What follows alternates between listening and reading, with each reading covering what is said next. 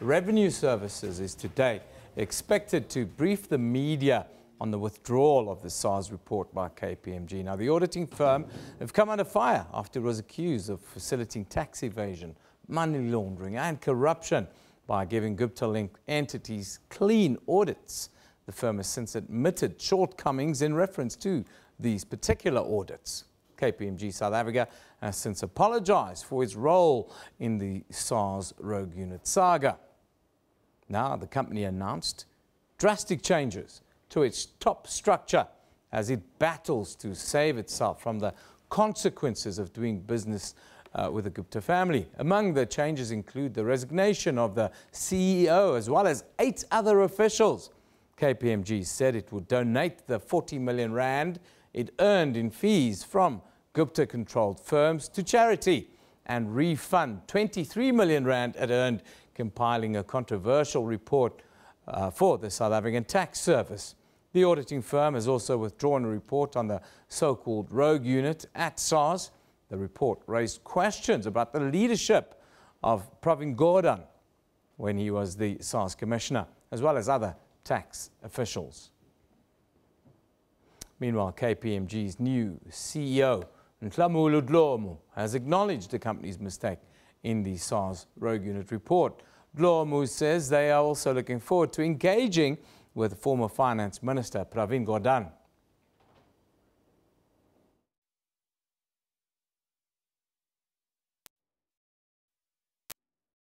Well, we have to apologize for that clip. We'll try and play it for you as soon as it comes in. Try and look back at what she said about an engagement with Pravin Gordhan. But remaining with KPMG's rescinded report on SARS, the former SARS spokesperson, Adrian Lackay, has now confirmed that Pravin Gordhan and other former colleagues are seeking legal advice after KPMG withdrew its report linking them to this alleged rogue unit within the South African Revenue Service. The auditing firm announced sweeping changes at senior management and allowed key senior partners to leave after damning findings of an internal investigation into work done for the Guptas. The KPMG internal report follows the story of a rogue unit operating within the Revenue Service here in South Africa that carried out a series of illegal spook operations, spied on President Jacob Zuma, ran a brothel, illegally bought spyware, and entered into unlawful tax settlements.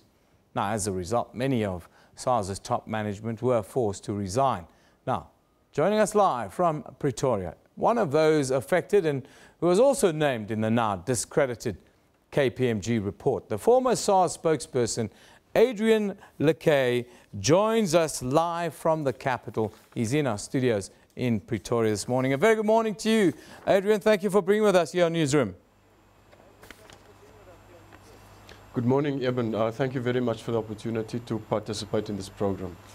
Your assessment with this withdrawal of this report, linking yourself, former Finance Minister Pravin Gordhan, and then several others in this to the alleged rogue unit within SARS. Just what's your assessment today? I think it was a good initial first step by KPMG and the new management on Friday to firstly apologize to Mr. Pravin Gordhan, the former Finance Minister, and secondly to effectively withdraw many of the findings that they've made regarding SARS, the alleged rogue unit that ostensibly operated there, and the findings they've made in their forensic report to SARS dating back to the end of 2015. But on the other hand, I think more concrete steps should now follow to try and fix some of the damage that has been done to people and their careers and their reputations. Because in their forensic report to SARS, KPMG was very explicit. It stated unequivocally that there was a rogue covert intelligence unit that operated in SARS, that Mr. Ivan Pillay, the former Deputy Commissioner of SARS, established this unit. They reported to him. He was at all times aware of the activities, that they spied on taxpayers illegally, and that they spent more than 540 million rand on acquiring equipment to be used for unlawful activities. And this constitutes irregular, fruitless and wasteful and possibly illegal expenditure. It also recommends criminal charges must follow and disciplinary steps.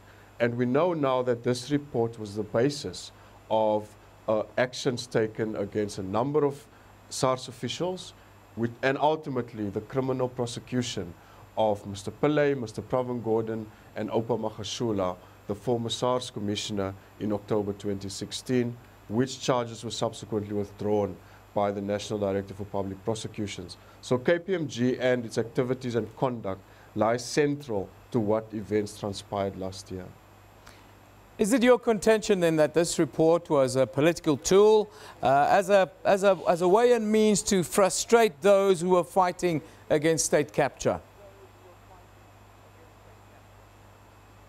I agree with Mr. Gordhan, who since Friday argues that this was one of the attempts to take over the well-functioning state institution that did its work independently in fighting corruption, in making sure the levels of tax compliance in the country improve, and to ensure that adequate resources are provided for our fiscus through tax revenue and tax collection.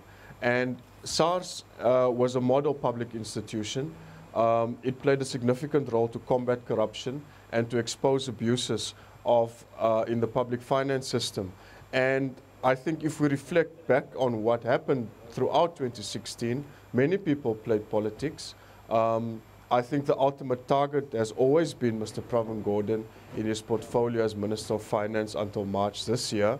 And then we saw firstly a very public display by Mr. Shaun Abrams announcing he will issue summons against those 3 individuals I've mentioned, and then 2 weeks or so later withdrawing those charges. But even at his media briefing at the end of October 2016, when Mr. Abrams withdraws the summons and the charges, for the first part of his media briefing, he still hammers on the existence of this rogue unit and perpetuates all the allegations that, in fact, it actually existed. In fact, there may be cause for further investigation and so on. And in the same way, the Hawks conduct themselves to this day, indicating still to the public, but investigations continue. So no one has concretely put a stop to this, to say it was nonsense, to admit that investigative processes were manipulated, to admit that big corporates like KPMG, like other law enforcement agencies, were